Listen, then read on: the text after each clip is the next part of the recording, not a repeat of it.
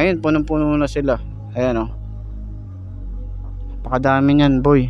So, sa lahat ng mga nagsasabi na mahirap yung parts, ngayon talagang available na dun sa mga branches. Papakita ko na lang yung branch na pwede nyo puntahan dahil dyan available yung mga parts. Pwede nyo i-order dyan.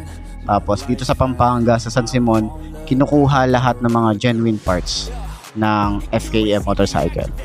You better hope that you never see me agitated. I think about my actions, plan them out, evaluated. That's how I end up on the top, man, I'm calculated. My mind's a weapon, my body is the engine. I'm never second guessing, I just do what I was destined. Cause I feel I got the blessing, persistence in. So yung mga best, no, sa mga naghahanap dyan or sa mga nagtatanong kung yung mga parts nga ba ni FKM Motorcycle Philippines is available, eto po yan. Okay, eto parts ng Striker 125, FR200, FTX 125, FTX 125, Falcon X400, 3GP, Slick, okay. Tapos yung mga nandun sa taas, ayun, is yung mga mga repo unit nila. So binibenta pa rin naman yan. So sa mga gustong bumili ng mga repo unit nila, ayun, napakadami dun. Yun, oh, kita niyo yan. So mga repo unit yan, pwede nyong puntahan dito. Tapos kung gusto nyong bumili, puntahan natin doon. Kung gusto nyong bumili, pwede, no? Sa mga repo. Ito kasi yung mga unit nung nag-pandemic daw is nahatak na. Ayan. So, pwede nyo mabili yung ating Rev X 125 Striker, halos Striker. Tapos meron dun yung yung 200cc, di ba? Tapos ayun nga, yung mga naka-knockdown dito, yung mga bagong unit. Ayan, meron sila mga mga parts to eh. Napakadami.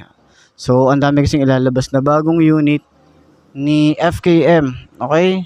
So, ito mga naka-knockdown. Ayun din, naka-knockdown din yan. Ito motor to. Yan, motor din yan. Napakadami yan, boy. So, dito rin. Tapos dun sa loob, meron silang ina-assemble. Ito, naka-knockdown din to. Hindi ba? So, meron silang mga parts dito. Ito. Kumbaga, last time, wala halos eh. Ngayon, punong-puno na sila. Ayan, oh. Napakadami niyan, boy. So, sa lahat ng mga nagsasabi na mahirap yung parts, ngayon talagang available na dun sa mga branches. Papakita ko na lang yung branch na pwede nyo puntahan dahil dyan available yung mga parts. Pwede nyo i-order dyan. Tapos, dito sa Pampanga, sa San Simon, kinukuha lahat ng mga genuine parts ng FKM motorcycle. So, sa loob, pakita natin yung assembly unit nila dito. Ayan, meron din sila rito, mga repo din to. Mga galing sa mga branches nila dati. Marami na silang na-assemble, oh. Mga empty box na to. Tapos meron din sila ron, mga Rev X. Okay, dito sa part na to. Ayan. Shoutout kay Sir yan, Chill Rider. Subscribe sa channel niya, okay? Ayan, dito sa part na to, yung assembly nila, yung conveyor nila. Ayan.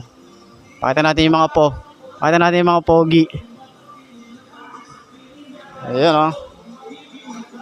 Nag-assemble sila. Ano to? Venture yung ina-assemble nila. Ayan. Copyright. Shout out. Yun, oh. Ito tayo sa kabila. Ayan, dito yung ina-assemble. Ito yung ina-assemble, no? Shout out. Shout out. Yun. Ayan, mga masisipag natin mga employee. Ayan, shout out, boss. Shout out. Ay, birthday. Ang pangalan mo, sir? Russell Vergara. Happy birthday sa'yo. Shout out sa'yo. Yun, no? More power. Salamat. Yan, yung mga parts dito talagang organized. Naka-organize yan. Bawal yan. Kada screw, hindi pwedeng mawala dahil bilang na bilang yun, no? 1:1 sila. Meron na silang nabuo dito. Venture na ultimate version, kulay red. Ayan, no? Binubuo pa nila doon. So, mabusisi nilang ina-assemble yan. Talagang yung nailabas nila talagang ano yan, quality. Okay, nasa mabusisi na quality control. Okay, tapos ito yung mga parts nila. Nakalatag na yan, tapos iisa-isain nila yan, i-assemble. Okay, mula dun sa fairings hanggang sa tornilyo, hanggang sa fairings, hanggang sa tambucho. Nandun yung tambucho nila. Tapos ito na yung mga na-assemble nila, no? Ito, meron tayong mga parts dito. Yung headlight, fairings, side fairings, doon. Tapos may tambucho. And then, ito, seat.